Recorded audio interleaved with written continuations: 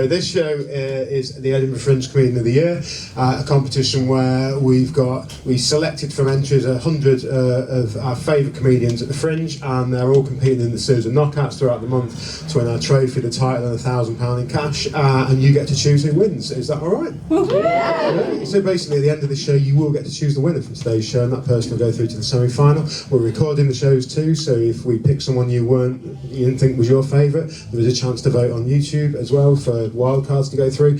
But tonight, what was funny about the word wildcard? Is that just It's voting on YouTube? is that not a kids thing anymore? It's on YouTube. Quite a few hundred so far actually, but who votes on YouTube? The people I tell. I didn't realise that YouTube was so uncool now. Should they be voting on TikTok, or is there a new thing that I'm just not part of? No, just our opinion matters, no one else's. Yeah, I like that. I think we're all the same, just whether we just, most of us don't voice it to others. it's like, I think my opinion's quite important, but I wouldn't open with it, put it that way. It's just I don't know, maybe that's just something you learn with age. It's alright, you're young, enjoy being young. You're in your 20s, right? Yeah? Yeah, good, enjoy your 20s. I think being 20 is great. Like, in my 20s, things were good, you know. In my 20s, I slept with a lot of women, but I'm making up for that now, you know. It's just, I don't know why I talked to that. No, I don't do that now, but when I was a young man, I had a lot of one-night stands, because not one of those girls would sleep with me twice. And I didn't want to be a player, women made me that way. That's the way it is. Anyway, less of me. Why did you do that? I was about to get the show started. Laughing at me for YouTube like I'm a granddad. Anyway, YouTube it is, and it ain't changing anytime soon, but it was nice that this is where your involvement in the show ends. Listen guys, we've got 5 fantastic acts. They're going to come out and perform for you, and at the end we're going to find out who you thought was your favourite. And up first, we've got our first act to introduce, so please put your hands together, raise your roof, give loads of love for the wonderful Kathy Maniura!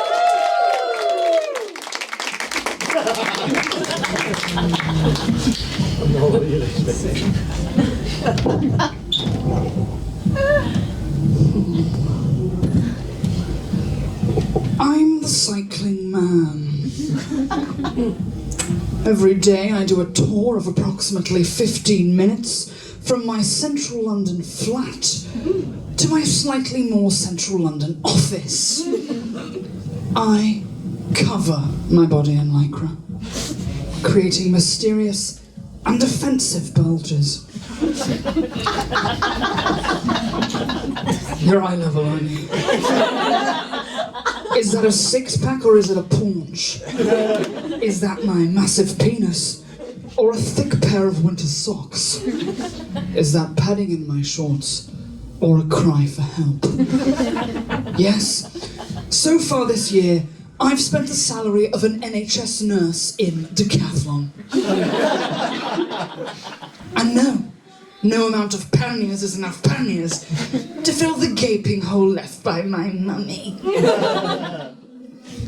As I overtake you cycling in your jeans like a normal person, I see a question in your eyes. Why the fuck am I wearing a GoPro? I'll tell you. Wearing a GoPro at all times is the only way to ensure I'm not accused of sexual assault. And it has the added benefit of allowing me to rewatch my confrontational business encounters whilst I masturbate. Very busy and important, which I like to prove to other road users by having absolutely no respect for red lights, pedestrians, or anyone who earns under 90k. When I am forced to stop at a red light, I won't put my feet down.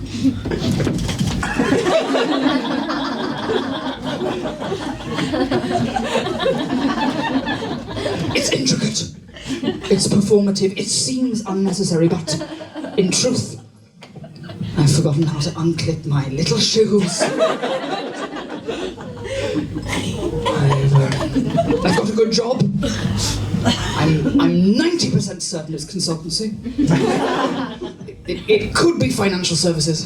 But it's simply too late to ask now.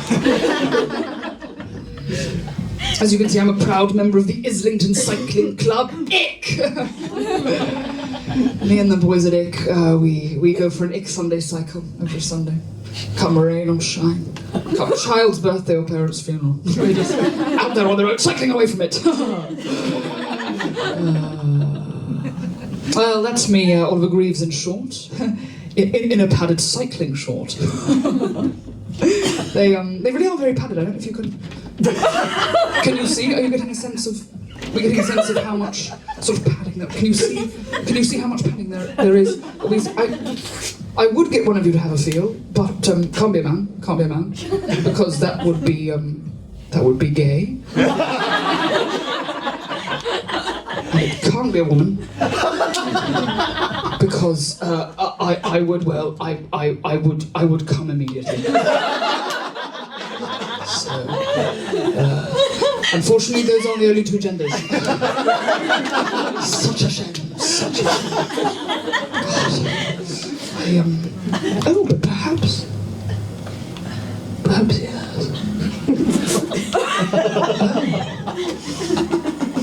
Perhaps you could. Would you like to feel the padding? All right. You're very keen to do this, man.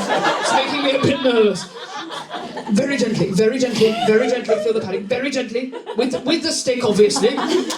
Very gently. Just very gently. But not my face. What are you doing? Very gently. Go on. Go on. Oh. Go on.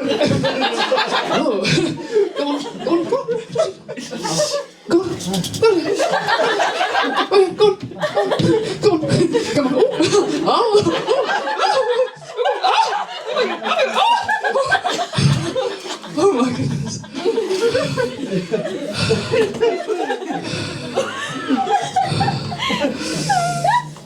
Still a bit gay, isn't it? Still a little bit gay. Oh, yikes. But you can confirm very padded, sort of like a nappy, isn't it? Which is good because sometimes on a particularly long cycle I will shit myself. My diet is sort of mostly rehydration sachets, Huel, and Bovril. so 100% liquid in, 100% liquid out situation. Really. There's one other thing I'd like to show you that I love from my outfit. Normally I have tippy tappy little cleats on the bottom of my shoes, but I don't have them on these shoes. But sometimes I do a little tap dance, and I'd like to recreate the effect. Does anybody have like a ring that they could tap against a glass? Oh, that's made of plastic. You've got glass. Yes, go on. Any rhythm you like, and go.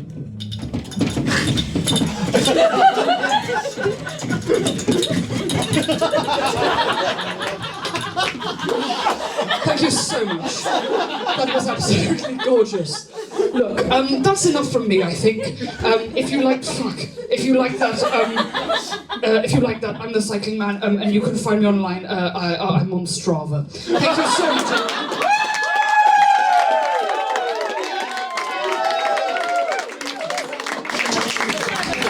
One down, four to go. Up next, let's put our hands together again, building up, giving up loads of love for Penny Shea!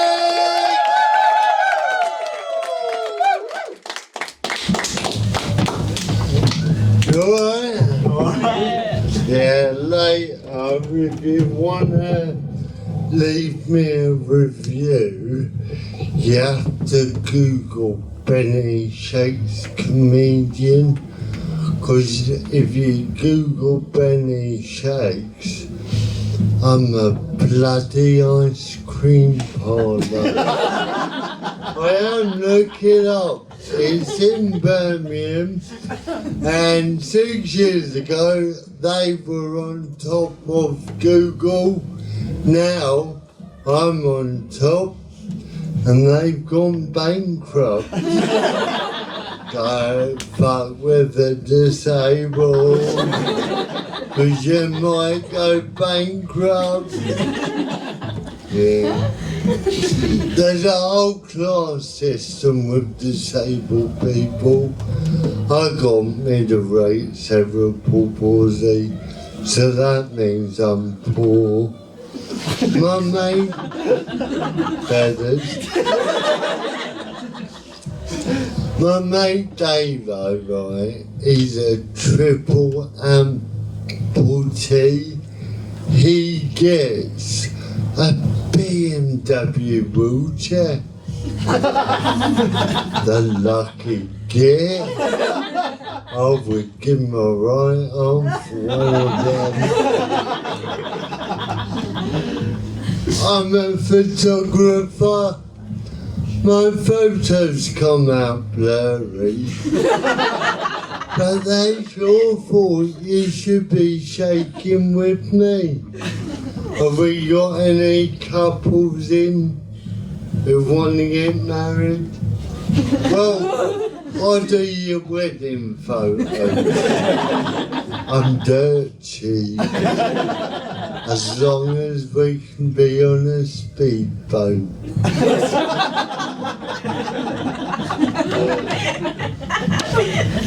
I love gigging all around the country, I love it. But what I don't like is when you go to an open mic and the bar staff haven't got a fucking clue. I went to this one bar in Sheffield and I went, excuse me love, where's the gig? And she went, I think you should go home, mate. I'm like, why? You're pissed. I mean, why are you guys drinking? Get you so pissed you end up with cerebral palsy. Hey mate, I got so drunk last night I woke up with Down syndrome. And I got a Netflix out of it. Yeah. Cerebral palsy is a lack of oxygen to the brain, not 5 fucking Jaeger bombs. When I cook, it's like walking into a food fight. So a piece of dragon stand a restaurant staffed by people with cerebral palsy. And the tagline is, food's on me. I had some bad news the other day. Feathers. My dad's been diagnosed with Parkinson's disease. Copycat. I was here first, come on. He's got his uses though, ain't he? He can be the head cocktail waiter at my restaurant. But if you want anything stirring, bugger off somewhere else. Yeah. I do work on a farm for children and I grow a load of veg. And I love growing cabbages, but the bloody slugs keep eating them. So this year I put down beer traps and now they leave my cabbages alone. It turns out all they want now is a greasy doner kebab without the salad. I've made the first world's first nightclub for slugs. And I'm the bouncer.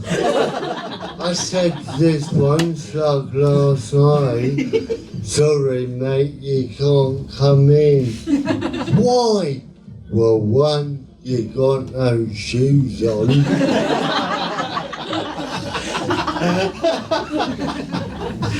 And two, you're pissed. You know what the cheeky fuck said to me? Fuck off, mate. I got cerebral palsy. Slugs nowadays. I can't win. What's the time? Because I'm getting bored. I'll leave on this one. I'm single again. Thank you. Cheers, mate. I'll see you later. But I went to speed dating and they said the key to any relationship is communication. Well, that's me fucked. Good night.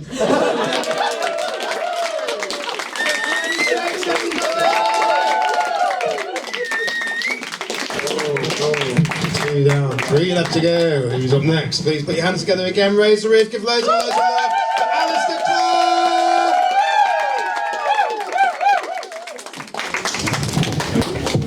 Evening.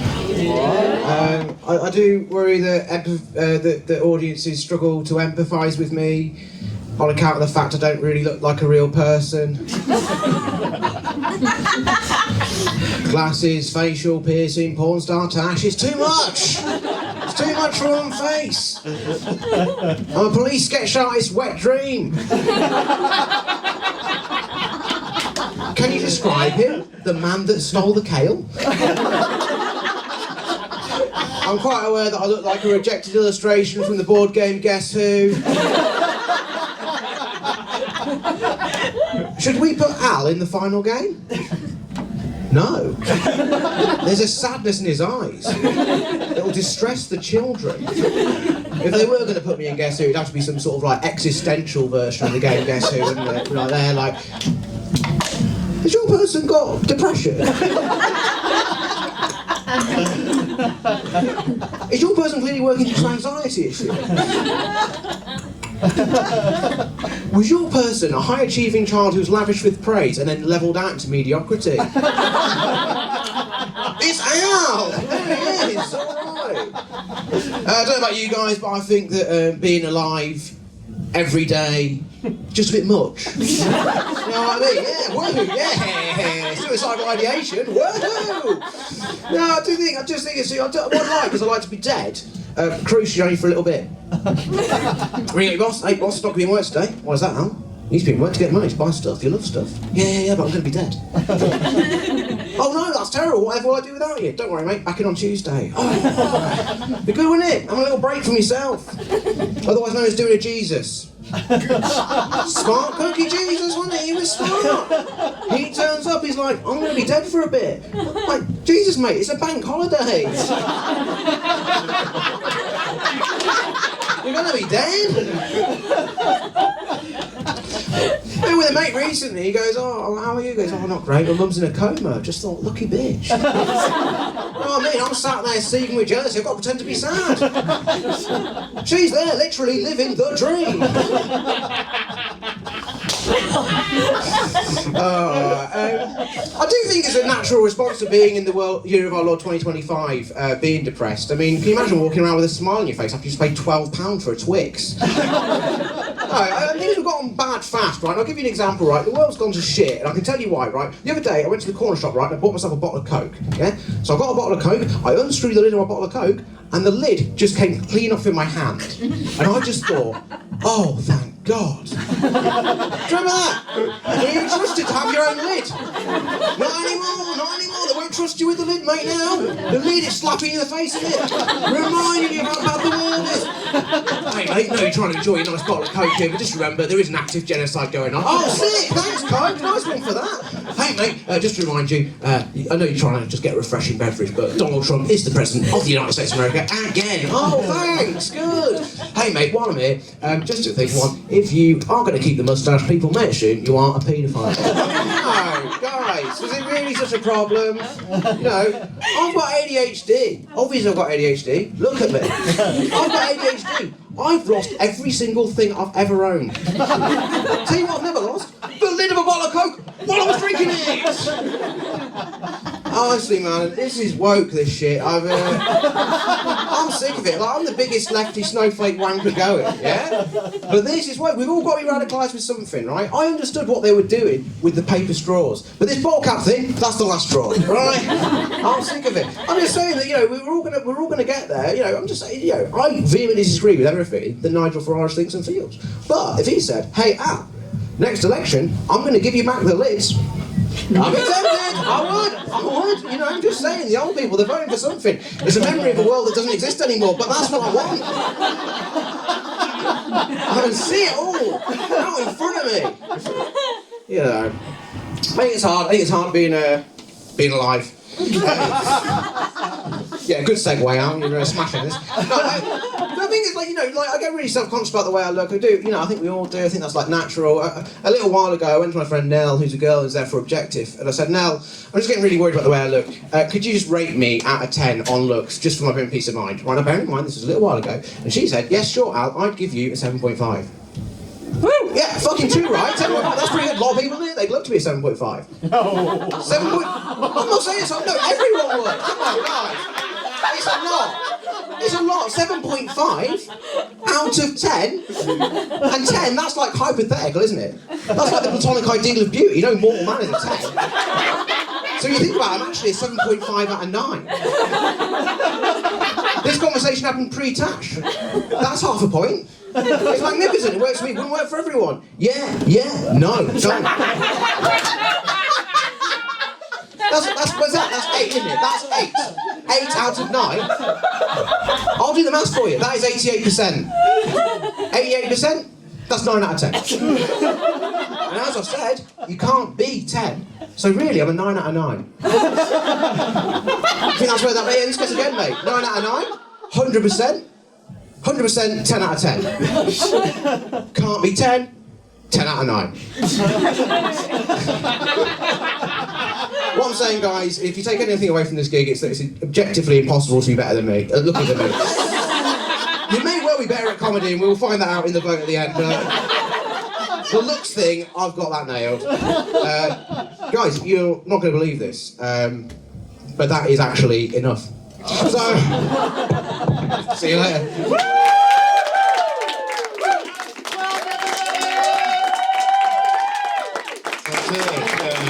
Who left to go now? Who's up next? Please put your hands together. Welcome to the stage. Give loads of love to the wonderful Henry Brett!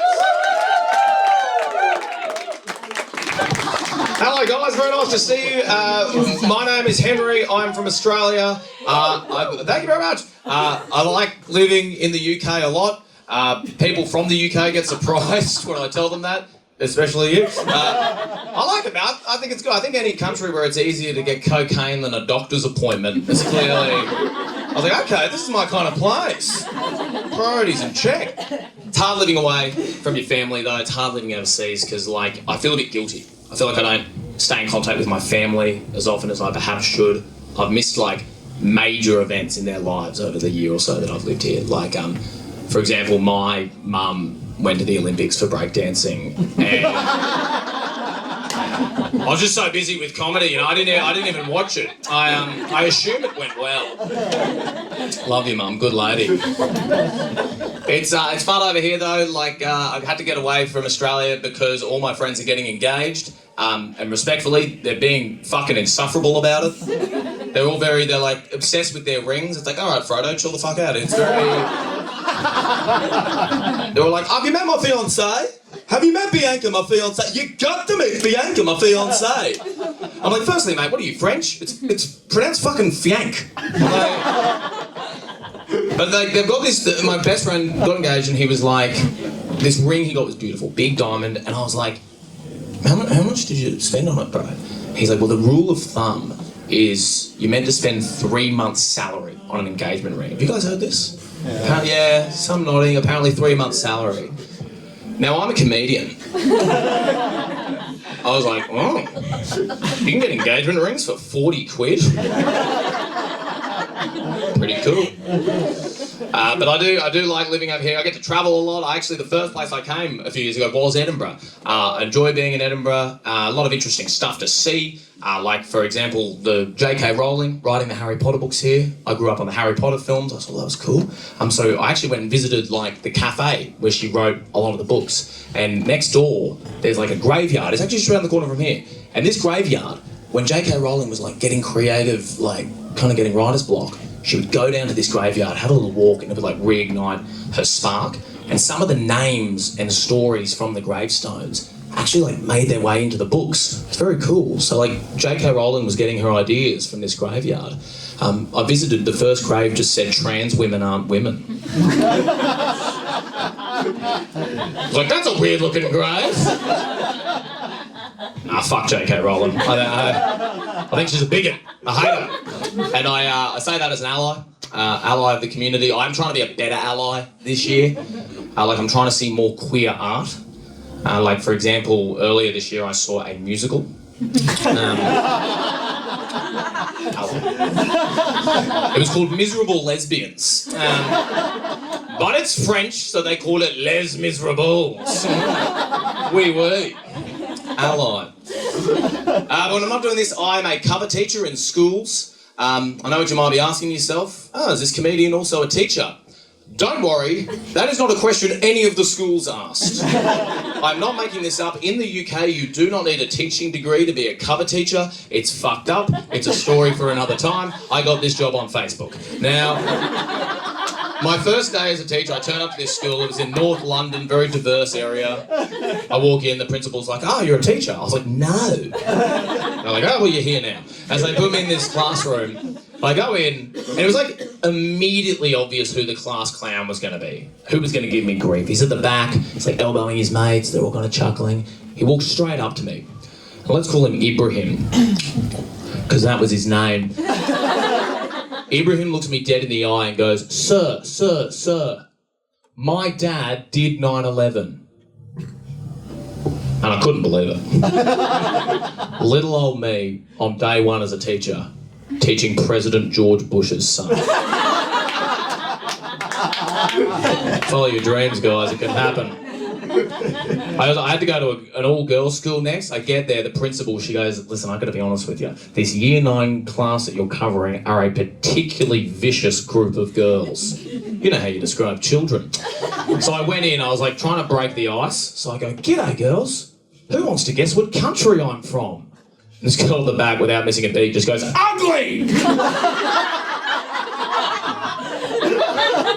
You can't come back from that, bro. You can't pivot back to geography. And you can't do what you do here with like a heckler and be like, "Hey, fuck you! Fuck you, bitch!" But I did, and now I do this for a living. So I'll let you go soon, but I should say, like, I mentioned I like British people, and I like all the mannerisms. I like the politeness, the stiff upper lip, the not saying what you really mean. Because I hate it when people say what they really mean. I think it's rude. But it does lead to interesting social dynamics. And where I live in London, there's an example of this at the moment on the Tube. So the Tube is running this like PSA campaign, and what it is, it's about sexual harassment. Just relax, by the way, I promise it'll be fine. So what it says is, if you witness a potential case of sexual harassment, distract with a question. And the idea is you can go over, if you see an incident, ask a question, could like diffuse what's going on. And then the poster has like examples of what questions are.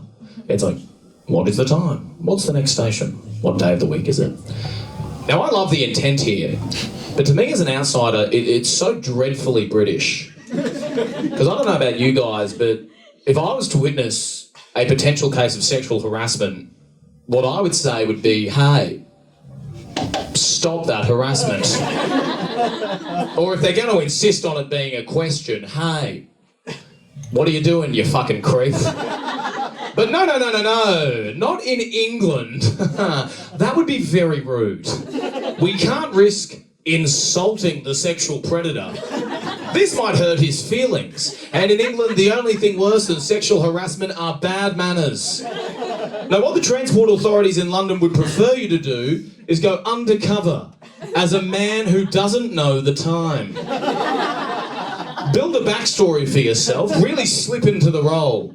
You just saunter on over there. This will bamboozle the predator so much so that he kind of forgets how to harass. It's very easy. You just insert yourself in. You go, sorry. Sorry. Sorry. Oh, dreadfully sorry to interrupt what looks like a fine spot of harassment. But does anyone know what date Easter falls on next year? Might have saved the day. Maybe I'm wrong. Maybe I'm being too harsh on the transport authorities. Maybe all it takes to stop a sexual predator is asking them some questions. Because Prince Andrew did that interview and we haven't heard from him in ages. Guys, Edinburgh is my name. Thanks very much. Enjoy your night.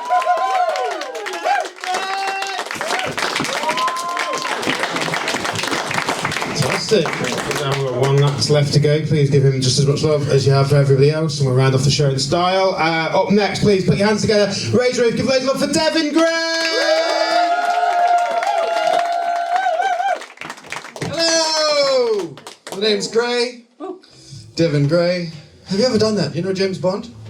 James Bond, he goes to a woman, he goes like this, the name's Bond. James Bond, and then what? He gets to sleep with her. I tried it. One time I went to this girl, I said, hey, what's up? The name's Gray. Devin Gray. Do you know what she said? Off. Fuck off. It's just not okay.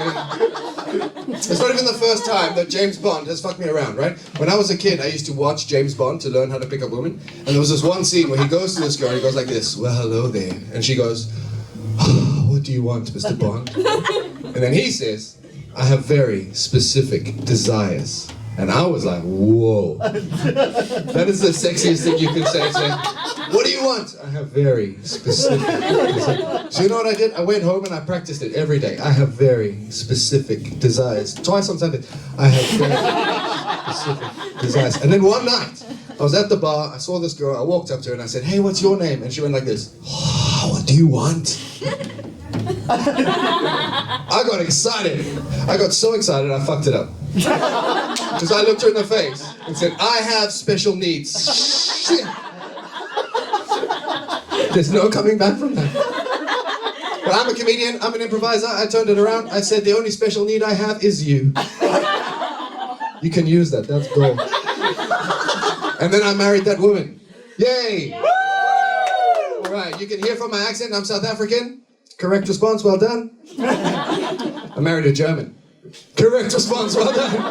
I had to marry a German, right? I'm traveling the world, I'm doing comedy, I meet people all the time. They say, where are you from? I say, South Africa. They go like this, oh, your country has done horrible things. And then I go, have you met my wife? Take some of the heat off me. And as a German, she's always getting asked very rude questions. Questions like, did your grandparents support the war? Did they fight in the war? Did they profit from the war?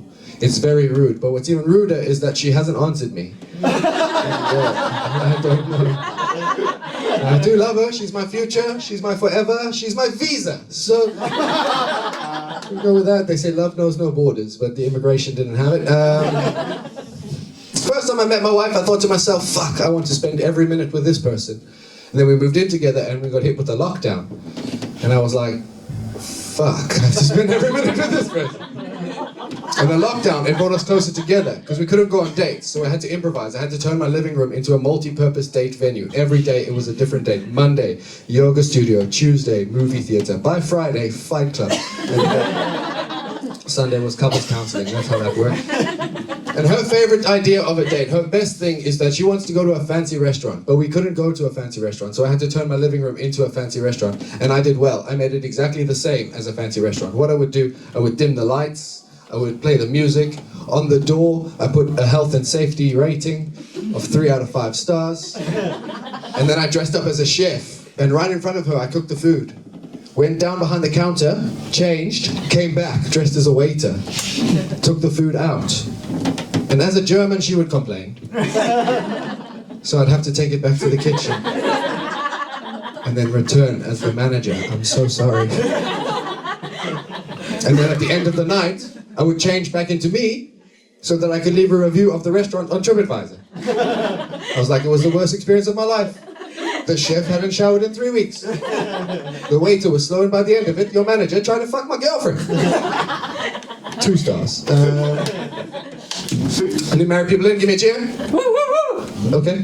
So it's just you, that's fine. Sorry, the amount of people in.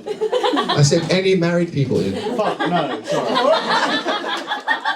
You were very excited though, and I appreciate it. Let's do one of those. Give it up for this guy, ladies and gentlemen. What an amazing guy. I've learned a lot. I've learned a lot being married. I've learned that I used to identify as an I. I like playing Xbox. I like eating McDonald's. I like to hang out with my best friend Dave. And now it's we. We think Xbox is a waste of time. And we eat healthy, and we think Dave needs rehab. It's a very different experience.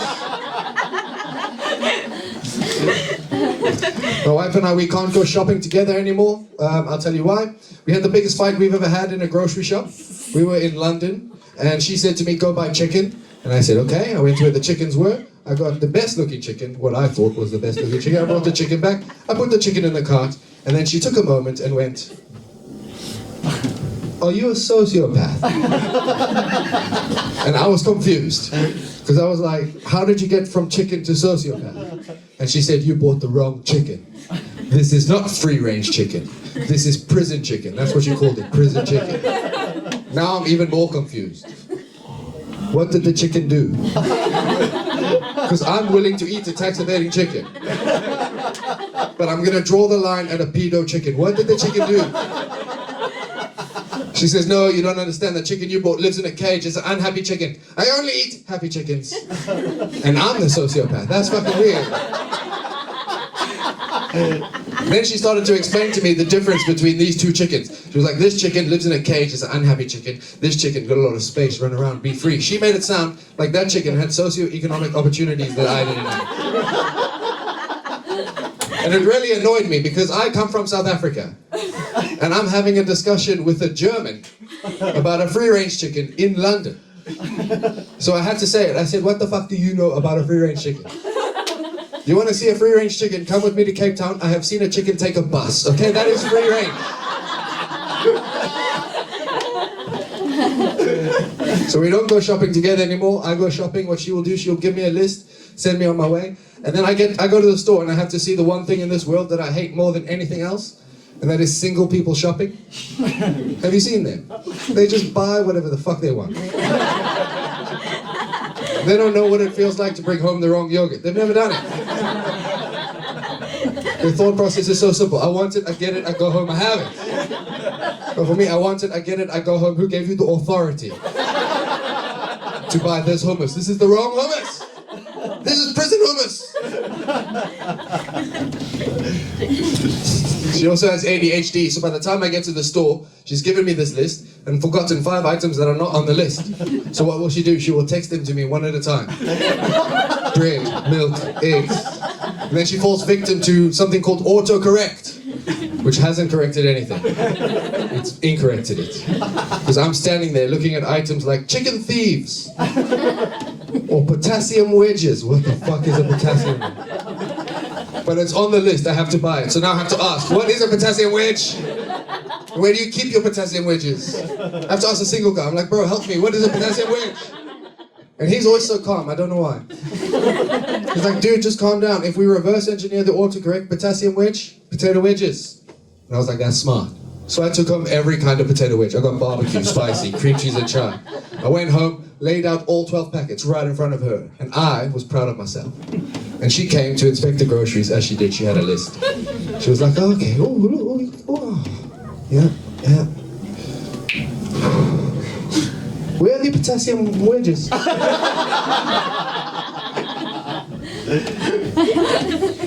She didn't know the English word for banana.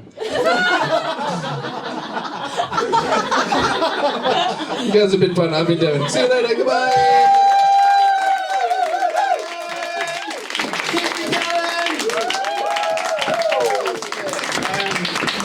Guys, that's all fine. I think you'd agree that I think any one of them is good enough to go through to the next round. Right? That was like a really strong heat, but we still have to decide a winner, and that's down on you. I'm glad I'm not the one choosing that, I'll tell you that now.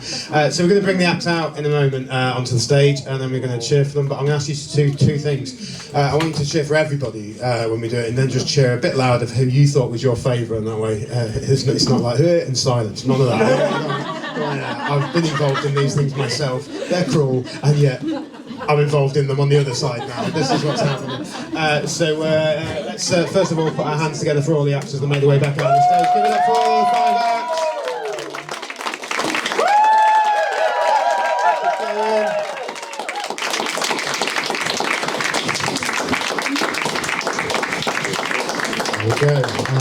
There we go. Be prepared. I'm about to ask you for cheers. I don't want the first person to get a low cheer just because you weren't expecting it. That's happened to me before. Never again. So we're going to start off on the far end with Devon, okay, and then we're going to move along quite quickly. So please, first of all, if you thought Devon was your favourite, please give it up for Devon Gray. Give it up for Henry Brett. For Alistair Clark. For Benny Shakes.